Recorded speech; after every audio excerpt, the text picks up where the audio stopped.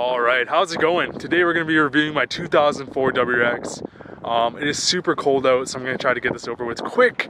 We'll do a quick walk around. I'm going to do like kind of an in-depth tour for the interior, the exterior, and then we're going to get into the driving portion where I'm going to kind of review what it feels like to drive, you know, common misconceptions, common problems, awesome things about the car. So let's get into this.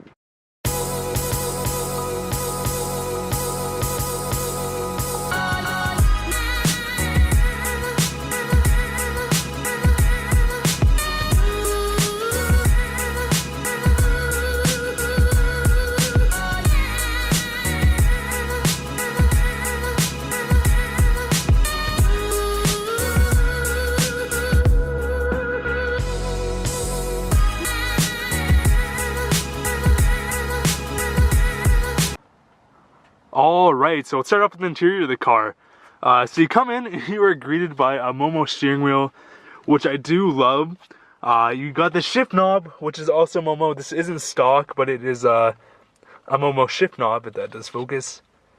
It's kind of worn on the top. But I do love the interior. These bucket seats are very comfortable.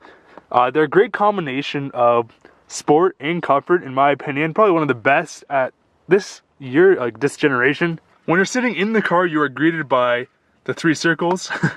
You got the speedometer, the RPMs right in the middle where they should be, and the gas and temp gauge on the left. In the center, we have an aftermarket head unit that is not stock, obviously. Very simple, very simplistic, which I do love about this car. Probably one of my favorite things. It's just super simple. You have what you need. You have the essentials, and that's all you need. It's awesome. And I really think car manufacturers are going to be going back to this viewpoint of simplicity. Up here, it's kind of interesting. It's kind of like a flat single piece, but you notice there's kind of a gap right here. It is because this right here, you push it in, and it is a cup holder. Kind of folds down right there. I will say it's not a great cup holder, but you know it does a job if you need it. As well as cup holders, you have one right here. My headphones are currently in it. It's a really tiny cup holder. Only fits about a small drink, maybe a medium drink, or like a bottle of water for comparison. Keep in mind this is a premium model, so it does actually have the heated seats. And it does have a sunroof. There's also additional clock right here. A decent glove compartment. One thing I will say is this glove compartment is really oddly weighted. It's really heavy and it really feels like it's good quality, which is kind of surprising considering that most materials in this car are like pretty light and cheap. You also have a side pocket there and a side pocket on the driver's side, as well as these holes right here. All your window switches, your unlock, and your, what is that? Disable passenger windows if you want to be a dick. Coming on the left side of the steering wheel, we do have a fog lights, as well as the cruise control button. So if you want to work cruise control, you actually push this button, which turns it on. And then to actually use cruise control, you have to use this lever, which is on the right side of the steering wheel, which you press down, and you can accelerate and decelerate or cancel by pressing in the middle. Kind of a neat way. It's not in the way of anything. All right, going into the back now. This car is 4 doors, obviously. When I'm sitting in here, you know, I have a decent, sorry about the dirty seat. I have a decent amount of legroom, nothing to complain about. This seat is pretty far back. I think most people will have like enough legroom. And as for headspace, I'm about 5'10", and so that's about, there's not much there. But if you were to slouch, still comfortable. There's now a lot more room up here. So altogether, not too bad. Most people probably can fit. As well in the back, you do have this center armrest, which is nice, a nice little touch. Get to the back from here. Get to the rear from there. Or you can just keep that up, which is a nice little feature to have. It's pretty comfortable. Very comfortable, like center armrest. Can you fit 5 people? Probably not. Can you fit 4? Yeah, I would say so. As well in the back, you have obviously your window up and down and just a lock and handle. You don't have any side storage, but you do have this little pocket right there. They're in the base WRX. sorry about the dirty seats, I'm cleaning them. But there is no like rear storage on the seats. Alright, so when it comes to storage, it's not too bad. It's not a lot, but it's definitely more than a coupe. For comparison, I can fit two 225 17-inch tires in here. Almost 3.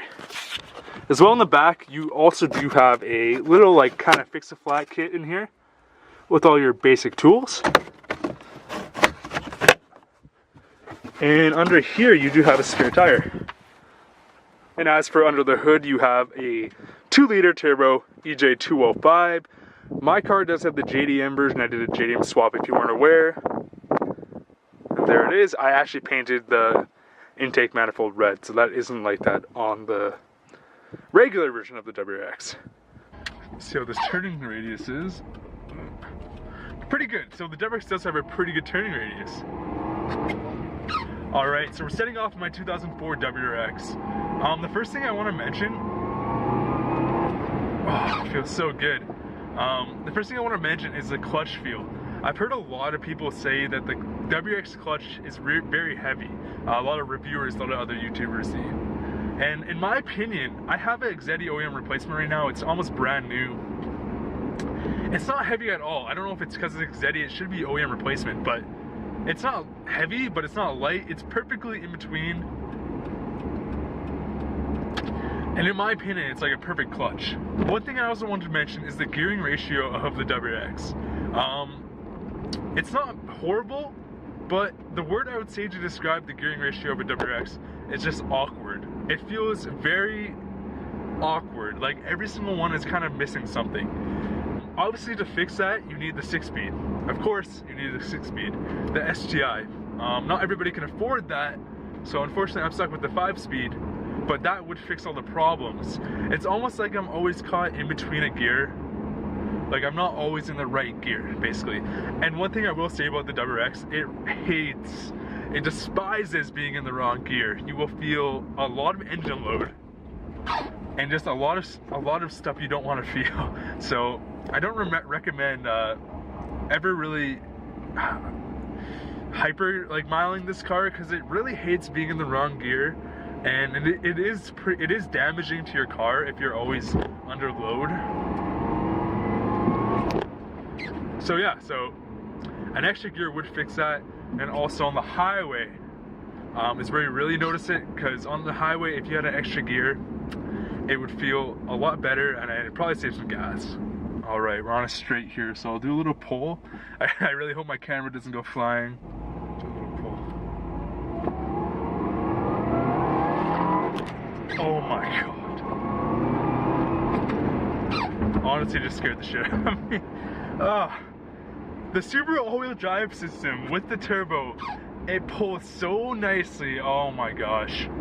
It is an awesome feeling. When that turbo really kicks in at around 3,000, you really feel it. It really gets up and goes. This car isn't a fast car by any means, but it is definitely a quick car. Definitely a quick car. As for handling, this thing handles awesome. It's not obviously going to be like an FRS where it's super light on its feet, but it does handle very well for what it is. No complaints there. In my opinion, it handles really great. As for the steering feeling, so I hear a lot of people say it's kind of numb.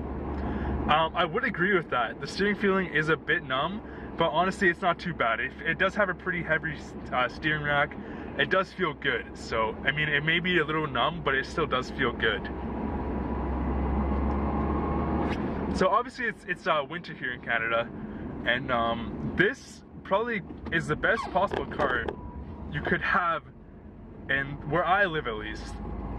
The all-wheel drive platform, it just digs into the snow so well.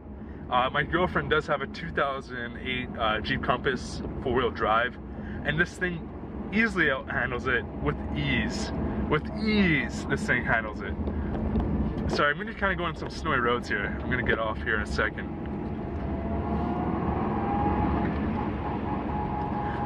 A big perk of owning a WRX is hearing that flat 4 just go.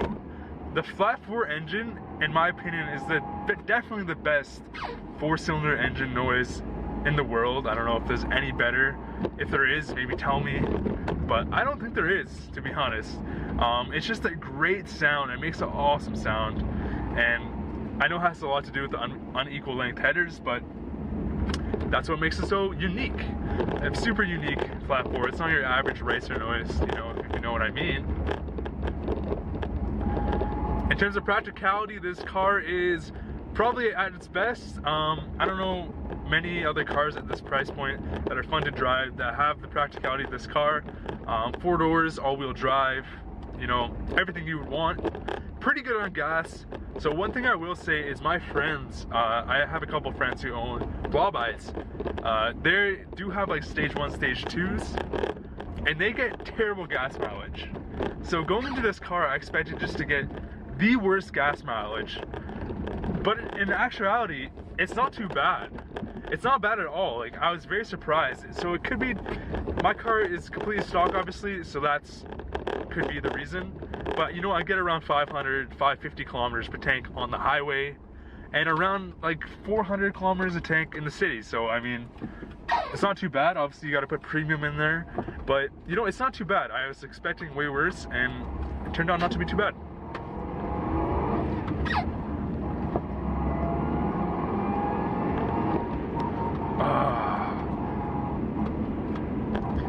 The power band of this car, I really do love it. It has a really unique power band, and I will be doing a review on my buddy's 2010 WRX soon, kind of comparing it, cross-comparing it between this generation. 2 completely different cars in terms of power band. Oh, sorry. I just hit a snow patch and spun all 4 tires there. Alright, and the last thing I kind of want to talk about is the reliability of this car. If you didn't know, if you're new to my channel, this car actually has a brand new engine in it. Well, not brand new, sorry. It has the JDM EJ205 because the last engine I owned blew up. Sorry. So are these cars reliable? I will actually make a different video completely just talking about that, but the answer is yes. In terms of a short answer, the answer is yes, these cars are reliable if taken care of properly and not tuned to the point where the engine explodes. So unmodded, I'm gonna say yes, these cars are reliable. But the one thing I will say is they are unpredictable. Something, you know, you can get a rod knock, you can get a head gasket failure for no apparent reason. That's the scary thing about owning these cars, but you have to know that when going into buying one. You can expect the worst and be surprised when they treat you pretty good. Just don't beat on them. Give them respect. They're an awesome car. Alright. And honestly, for the price of these cars, unbeatable in my opinion for the fun factor. I name one other car where you can have this much fun. You can tune it. You have the all-wheel drive platform for the practicality. You have the turbo for the tunability factor. And you have the 4 doors for the practicality, all at a price point of under $10,000 for a very clean example. In my opinion, there isn't much better car you can get for the price. Reliability is sometimes a question mark, but take into consideration this is just an amazing car. And if I were to recommend a car, I would definitely recommend it. It's an awesome car. One other thing I want to talk about is the transmission. People do have transmission problems with this 5-speed in the WRX, but I think usually that's only happens when you mod your car. So the realization I've really come to is when you keep these cars stock, or at least get the proper tune, they treat you good, they treat you well. It's when you push them too hard can they become very unpredictable and very unreliable. So to keep that in mind if you are considering to buy one for the future. Other than that, this car is a complete joy, super fun to drive, super practical, and I would definitely recommend to anybody to buy one of these cars. Thanks for watching. This has just been a short review. Hopefully I can do more videos in the future. I appreciate all your comments and all your support lately. Thanks for watching.